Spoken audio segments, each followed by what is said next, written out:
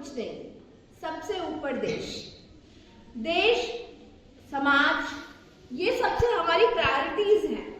अभी जब ऑपरेशन सिंदूर के अंदर आप लोगों ने देखा, याद कीजिए ऑपरेशन सिंदूर के उन दिनों को, क्योंकि बहुत सी बच्चियां ऐसी हैं जो बिल्कुल सीमावर्ती इलाकों को बिलोंग करती हैं, वो वहाँ की स्थितियों को बहुत अच्छे से समझ सकती हैं। हमारे बीच बीएसएफ से डीसीजी महेश चंद्र जी जाट सर पधारे हैं और हमारा जो विषय प्रवर्तन है वो इसी पर है कि सर की ऑपरेशन सिंदूर में बहुत महत्वपूर्ण भूमिका रही है। मैं सर का एक छोटा सा परिचय आपको देना चाहूंगी। शब्दों इन शब्दों के माध्यम से आप समझ पाएंगे कि सर का कितना बृहद सहयोग, कितना बृहद कार्य रहा है। बीएसएफ यानी सीमा सुरक्षा बल की संवेदनशील और रणनीतिक जी ब्रांच, जो इंटेलिजेंस की ब्रांच है, उसमें सर डिप्टी कमांडेंट के पद पर कार्यरत हैं। राष्ट्रीय सुरक्षा के स्मॉल परंतु निर्णायक मोर्चे के वे अधिकारी हैं जिनके खुफिया समन्वय और रणनीतिक दृष्टिकोण ने भारत की सीमाओं को मजबूत बनाने में महत्वपूर्ण योगदान दिया है। उनकी कार्यशैली हमेशा चर्चा से दूर, लेकिन राष्ट्रीय सुरक्षा के हर अहम चरण में प्रभावी रूप से उपस्थित रही है। महेश चंद्र जाट ने बीएसएफ के फील्ड इंटेलिजेंस के साथ साथ सेना की विशेष इकाइयों आईबी, एमआई, रॉ जैसे शीर्ष राष्ट्रीय सुरक्षा एजेंसियों के बीच अभूतपूर्व तालमेल स्थापित किया। उनका यह बहुस्तरीय समन्वय सीमावर्ती क्षेत्रों में सुरक्षा चुनौतियों को समझने, विश्लेषण करने और समय पर सही दिशा देने में अत्यंत उपयोगी साबित हुआ। इनके नेतृत्व में जी ब्रांच ने ड्रोन गतिविधियों, हथियार तस्करी, आतंकी नेटवर्क, संदिग्ध लॉन्च पैड्स और सीमा पार से संचालित होने वाले विभिन्न तंत्रों पर महत्वपूर्ण और विश्वसनीय इनपुट्स दिए। ऑपरेशन सिंदूर के दौरान जो अपने खुद अपनी आंखों से देखा है, हर बच्चा उसको समझता है। यहाँ पर जितनी लड़कियां बैठी है, ऑपरेशन सिंदूर के दौरान सर की भूमिका विशेष रूप से उल्लेखनीय रही। उनके द्वारा साझा किए गए इनपुट्स ने सेना और वायुसेना को संयुक्त कार्रवाई करने में एक अहम दिशा दी। सूचना आधारित जवाबी कार्रवाई की रीढ़ माने जाने वाले इन इनपुट्स ने घुसपैठ, आतंकवाद और हथियार तस्करी जैसी चुनौतियों को निर्णायक रूप से विफल किया, जिसे राष्ट्रीय सुरक्षा बलों ने भी सराहा। राजस्थान के बीकानेर, जैसलमेर और श्रीगंगानगर जैसे संवेदनशील सीमावर्ती जिलों में सर ने जमीनी हकीकत को उच्च स्तरीय रणनीतिक दृष्टिकोण से जोड़ते हुए सुरक्षा व्यवस्था को और अधिक प्रभावी तथा सक्षम बनाया। इनके निर्देशन में digital intelligence platforms, drone aerial surveillance और ह्यूमन इंटेलिजेंस नेटवर्क का व्यापक एकीकरण हुआ, जिससे सीमा की निगरानी पहले से अधिक सशक्त और सटीक हुई। हाल ही में सैन्य सम्मान समारोह में वरिष्ठ सैन्य अधिकारियों ने इन्हें सूचना के मोर्चे पर देश को विजयी बनाने वाले अधिकारी की संज्ञा देते हुए इनकी भूमिका की विशेष रूप से सराहना की। मैं सर के शब्दों को यह बताना चाहूंगी कि सम्मान ग्रहण करते समय सर ने अत्यंत विनम्रता से कहा कि उनका काम भले ही दिखाई न दे, पर इसका प्रभाव देश की सुरक्षा में स्पष्ट रूप से नजर आना चाहिए। सही जानकारी सही समय पर सही हाथों तक पहुंच जाए, ये इनके कार्य का मूल मंत्र है, जिसके आधार पर देश के सैनिक जीतते हैं और नागरिक सुरक्षित जीवन जीते हैं। यानी हम अपने घरों में आराम से बैठे हैं, इसके लिए जो हमारे प्रहरी हैं, चाहे वो बीएसएफ हो, चाहे वो सेना हो, उनके कारण ही हम इतना सुखमय जीवन जी पाते हैं। सर आज भारतीय सीमा सुरक्षा में सतर्कता, समर्पण और राष्ट्रहित के प्रति अविचल प्रतिबद्धता का सशक्त प्रतीक है। इनका शांत, सूक्ष्म और परिणाम प्रधान नेतृत्व देश की सुरक्षा व्यवस्था का एक मजबूत स्तंभ है।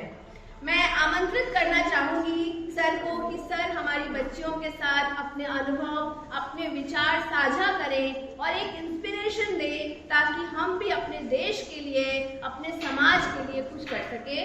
सर का स्वागत।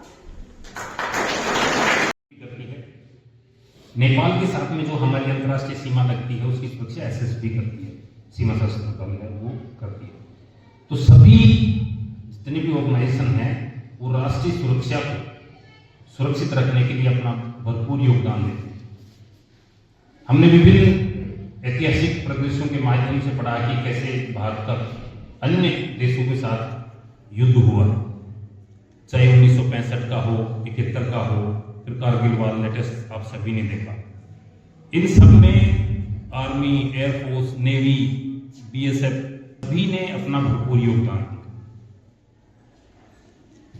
सीमा सुरक्षा बल यानी बीएसएफ पाकिस्तान और बांग्लादेश के साथ लगती हुई सीमा, जिसमें बांग्लादेश के साथ जो 4100 किलोमीटर की यानी 4100 किलोमीटर की अंतर्राष्ट्रीय सीमा है जिसकी रखवाली करती है, और तकरीबन 3200 किलोमीटर की पाकिस्तान के साथ जो हमारी सीमा लगती है उसकी रखवाली।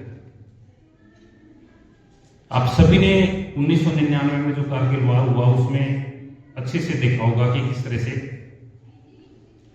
सभी आर्मी, एयरफोर्स ने सभी के साथ मिलकर के सीमा सुरक्षा बल ने आतंकवादियों को किस तरह से खदेड़ा और विजय प्राप्त की।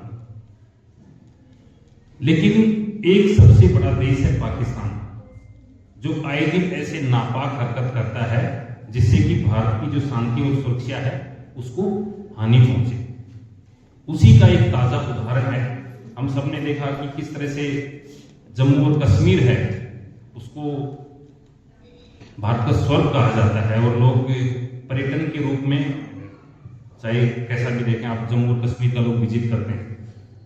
लेकिन 22 अप्रैल की एक ऐसी घटना हुई जो हमने खूब देखा कि किस तरह से पाकिस्तान के द्वारा प्रायोजित आतंकवादी जम्मू कश्मीर में घुस करके और कैसे पहलगाम वाले स्थान पर जहां पे पर्यटक गए हुए हैं, निहत्ते हैं, उनके ऊपर घात लगाकर कैसे हमला किया और तकरीबन 25 जो पर्यटक हैं उनको मारा। और इसमें देखने वाली बात है, सबसे ज्यादा इसमें जो पर्यटक हैं वो हिंदू कम्युनिटी के बिलोंग करते हैं। एक इसमें लोकल गाइड है। ऐसे टोटल 26 लोगों की हत्या की गई 22 अप्रैल। आप जानते हैं सिंदूर एक ऐसा शब्द है जो अपने आप में एक महती परिभाषा देता है। सभी 7 मई की रात को 1 बजे के बाद में प्लान किया गया कि पाकिस्तान के साथ जो हमारे अंतर्राष्ट्रीय सीमा पर जो आतंकवादी घुसपैठ यहाँ से लोग करते हैं वहां पे ठिकानों को चिन्हित किया गया है। 9 ऐसे ठिकाने हैं जहाँ पे आतंकवादी एक पिन पॉइंट अटैक किया है।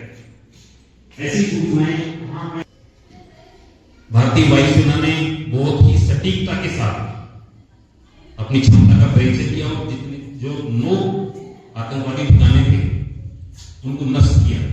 अंतर्राष्ट्रीय सीमा तकरीबन यहाँ से 150 किलोमीटर है। बहावलपुर जगह है, 100 किलोमीटर है अंतर्राष्ट्रीय सीमा से उसकी दूरी, जहां पे एक प्रमुख मिलिटेंट कैंप चल रहा था जो कि जैश ए मोहम्मद द्वारा चलाया जा रहा था। अब जैश ए मोहम्मद के जो हेड हैं उनका नाम आपने सुना होगा 1999 में कंधार वाले में, जिसमें मौलाना मसूद अजहर को यहाँ से रिलीज किया गया। उसका ये मिलिटेंट ट्रेनिंग कैंप था जिसकी पुख्ता सूचना सीमा सुरक्षा बल के द्वारा उच्च एजेंसियों को दी गई। इसमें आर्मी, एयरफोर्स ने सभी को हमने ये सूचना साझा करी कि बहावलपुर में एक मस्जिद है। इस मस्जिद के अंदर जैसे मोहम्मद का मिलिटेंट ट्रेनिंग कैंप एस्टेब्लिश है, उसको एयरफोर्स के द्वारा हमारी सूचना साझा करी हुई आधार पर ऑपरेशन सिंदूर के दौरान 7 मई 2025 को 1:12 रात्रि के समय इसको नष्ट किया गया। और हमें खुशी मिलती है कि हमारी सूचना के आधार पर उस मिलिटेंट ट्रेनिंग कैंप को नष्ट किया गया। उसमें तकरीबन 15 आतंकवादी उस समय मौजूद थे, वो सभी के सभी मारे गए। ये सब चीजें, इसमें एक व्यक्ति विशेष का रोल नहीं है। मैं बात करना चाहूंगा क्योंकि आज के समय एक पुरुष प्रधान समाज का ही रहा। भारत की जितनी आबादी है उसका 50% महिलाओं का योगदान है। वो एक अलग बात है कि धीरे धीरे रेशो घट रहा है क्योंकि हम सब ये सोचते हैं कि महिलाओं का योगदान है वो कमतर आंकते हैं। सुरक्षा ऑर्गेनाइजेशन है उन ऑर्गेनाइजेशन के हाथ में इस देश की सुरक्षा महफूज है। लेकिन पाकिस्तान है वो जितने भी इस तरह की कार्रवाई करता है वो अपने रूप बदल बदल के ऐसी हरकतें करता है। पिछले कुछ दिनों में आपने देखा कि किस तरह से साइबर अटैक हो रहे हैं, किस तरह से बाकी अपराध हो रहे हैं। तो अब इसमें आप लोगों की सीख की बात आ रही है, आपको खुद को इसमें सतर्क रहना है। आज आप देखिए सोशल मीडिया के माध्यम से इस तरह की एक्टिविटी हो रही है जिसमें अगर आपको जानकारी नहीं है तो एक बड़ा अपराध होने की संभावना बन जाती है। इसलिए विद्यार्थी जीवन आप सभी का आने वाला समय है वो बहुत ही स्वर्णिम है। बस समझना है अपने आप को कि ये जो विद्यार्थी जीवन का जो समय है उसमें अगर आप सिंसियर तरीके से अगर आप अध्ययन पे फोकस करेंगे, पूरा समय आप अध्ययन पे देंगे, ये 2, 3, 4 साल हैं, इनमें अच्छे से अध्ययन करेंगे तो आपका करियर बनेगा। जरूरी नहीं है कि एक अध्यापक वाली परीक्षा में आप बैठे हो, किसी का नहीं हुआ तो बाकी करियर नहीं है। बहुत अपॉर्चुनिटी है। अब बीएसएफ में भी महिलाओं के लिए बराबर की हिस्सेदारी है, सीआरपीएफ में भी महिलाओं के लिए बराबर हिस्सेदारी है, आईटीबीपी में भी महिलाओं के लिए हिस्सेदारी है, आर्मी, एयरफोर्स, नेवी, पुलिस, इन सब के अंदर आप महिलाएं हैं वो बराबर की हिस्सेदार है। इसलिए आप हर क्षेत्र में ट्राई करते रहिए। ऐसा नहीं है कि ये लोग, मैं अभी 1 साल में टीचर वाला निकला था, मेरा तो बैठा नहीं, अभी 1 साल बाद तक 2 साल बाद तक वेट ही करते रहे। नहीं, बहुत अपॉर्चुनिटी है, बस आपको समझना है और अच्छे से तैयारी करें। बढ़िया से सुरक्षा का ध्यान रखिए। सिर्फ ऐसे ही बीएसएफ है वो इस पे काम करती है, हम बॉर्डर एरिया को बहुत एजुकेट करते हैं। मेरी टीम है जो नियमित रूप से, साहिल जी को पता है, ये काफी कवर करते हैं। मैं निवेदन भी करता हूं इनको कि आप बढ़िया से चलाओ। जो बच्चे जैसे स्क्रॉल रील देखे ना, वो हमारा वाला देखें कि इसमें देखिए बॉर्डर के लोगों को हम अपराध से दूर रहने के लिए कैसे जागरूक करते हैं। तो ये बहुत ही बड़ी पहल है। हमने यानी बीएसएफ ने एक बहुत अच्छा प्रयास किया ऑप सिंदूर में भी और उसके बाद में भी। अभी आप देख रहे हैं कि कैसे गंगानगर में नशे का सब है। कोई अगर इसमें गंगानगर से होगा, सर तो है हनुमानगढ़ से, तो गंगानगर में उड़ता पंजाब का प्रभाव पूरी तरह से देखा जा सकता है। नशे का चलन है, महिलाएं बहुत नशा करती हैं, चिट्टे का बहुत इस्तेमाल करने लगी हैं। हनुमानगढ़, गंगानगर तो मैन हॉट स्पॉट हो रखा है। काम करती हैं, घरेलू महिलाओं की बात कर रहा हूं मैं, जो काम करती हैं नशे का इस्तेमाल।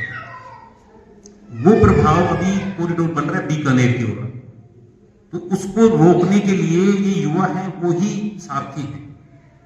आपके परिवार में कोई भी आपका भाई, पेरेंट्स, कोई भी इस तरह की चीज आपको नोटिस में आती है कि ये गंभीर नशे का इस्तेमाल कर रहे हैं, तो जितनी भी एजेंसी हैं आप उनको फोन करके बताइए, पुलिस को बताइए, कंट्रोल रूम को बताइए, सर ऐसे ऐसे हमारे परिवार में ये इस तरह का नशा है, इसको प्राण करिए। अपने पास बहुत ही ऐसे रेमेडीज सेंटर हैं जिनको भेजेंगे तो उस नशे से मुक्ति मिल सकती है। तो बीकानेर के युवा इसमें सभी शामिल हैं। बहुत से ऐसे प्रभावित लड़के नहीं, लड़कियां भी इस तरह के अपराध की श्रेणी में धीरे धीरे शामिल हो रही हैं। तो आपको इससे सावधानी रखनी, किसी भी प्रकार की ऐसी गलत संगति में आपको अपने आप को बचा के रखना।